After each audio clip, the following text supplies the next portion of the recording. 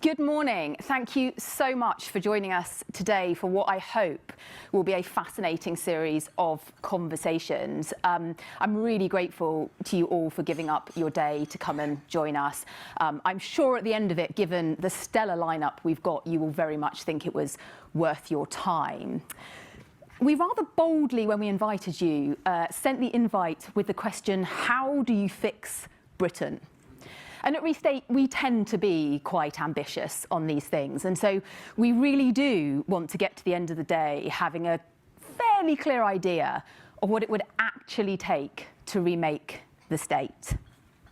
I'm hugely grateful, both, as I say, to you for joining us, but also to our sponsors for making this day happen. I'm going to do the thing I always do. Many of you will have heard me say this before, but we are a tiny charity of like 10, 11 people. And so those people who support us literally make our work possible. So BT, obviously, we're standing in this wonderful venue, but also Deloitte and Norse, thank you so much for your ongoing support of our work and particularly your support today.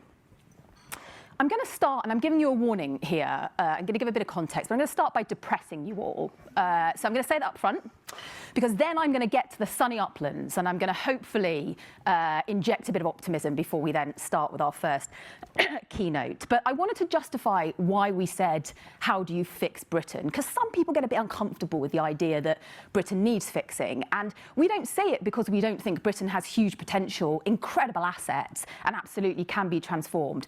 But right now, we do need fixing. And I just want to illustrate briefly why that's the case.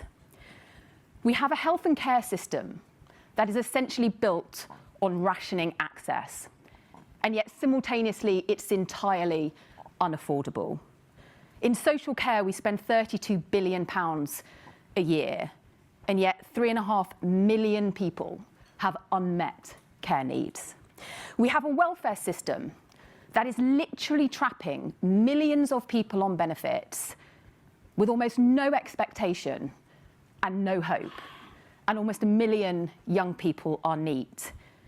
And all evidence shows that translates to a lifelong scarring impact. We have prisons that are overcrowded. We have a justice system that is backlogged. We have infrastructure that is crumbling and a seeming inability to build at pace and in an affordable way. We have some of the highest energy prices in the developed world, and yet we pay billions of pounds to stop wind farms producing too much energy. And of course, you'll all be familiar with one of my absolute favourite statistics, which is that we are currently paying over £100 billion just to service our debt. And if you look at the OBR's numbers, the 50-year forecast for public spending is 300% of GDP. That is bankruptcy. And so it's probably not surprising that 4 in 10 of the public think we should burn, that word burn, our social and political institutions. Now, I said I was going to depress you. Hopefully I've succeeded. But this really isn't a cry of despair. It's not. It is a call to radical action, because we at Restate firmly believe that the answers are out there. We absolutely know that Britain does have brilliant assets, that it can be remade. And I want to just use 2 quotes briefly to illustrate it, because there are plenty of examples in history where states have been transformed. In 1942, Beveridge wrote, "A revolutionary moment in the world's history is a time for revolutions, not patching." And from that came the post-war settlement. We built millions of homes. We created the modern NHS. We established a modern social security system. We remade the state. And in the depths of the Great Depression, as my second example, while running for presidency, FDR said, "The country needs, and unless I mistake its temper, the country demands bold, persistent experimentation. It is common sense to take a method and to try it. And if it fails, admit it frankly and try another. But above all, try something." Because actually, the risk facing us today is not trying to do too much. It is not from acting too fast. And it is not from trying to be too bold. The risk is risk aversion itself. It is an unwillingness to reject a status quo that may, at one point, have been world-leading in its model, but now is a drag anchor on prosperity. And that is the context in which we at Restate look at our work. We're not here for tweaking. We don't believe in marginal improvements. We believe in radical transformation, and we believe radical transformation is possible. And in all of our work streams, I say this not by bragging, and I apologise if that's what it sounds like, but I say this as fact. I think we have changed the terms of the debate.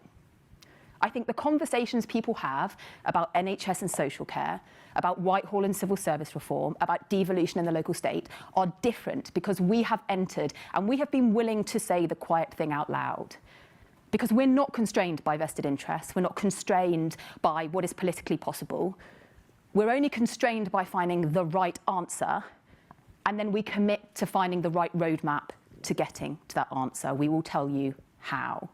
And I couldn't be more prouder of what our tiny team has achieved in the last few years. And please do talk to the Restate team today. They are a brilliant set of people who are absolutely committed to remaking the state. So I hope that's given a bit of a context. I hope that I've taken us out of the things are quite challenging, maybe a little depressing, into the it is absolutely possible to solve this stuff with the right answers and some courage. Because we truly do believe that. And I hope today, with the amazing set of speakers we have, that you will go away not having taken my word for it, but actually heard from people who are doing this, who are changing things, who are committed to radical transformation in order to return prosperity to Britain. So without further ado, I will be quiet, because obviously I am not the main event today. That is, of course, Darren Jones, who's just perfectly appeared at the side of the room. Darren, thank you so much for joining us today. I couldn't think of someone who's better placed to talk about remaking the state and the stuff that you have been doing both in your current role and previously. And if I can invite you up to give your opening keynote. Thank you so much.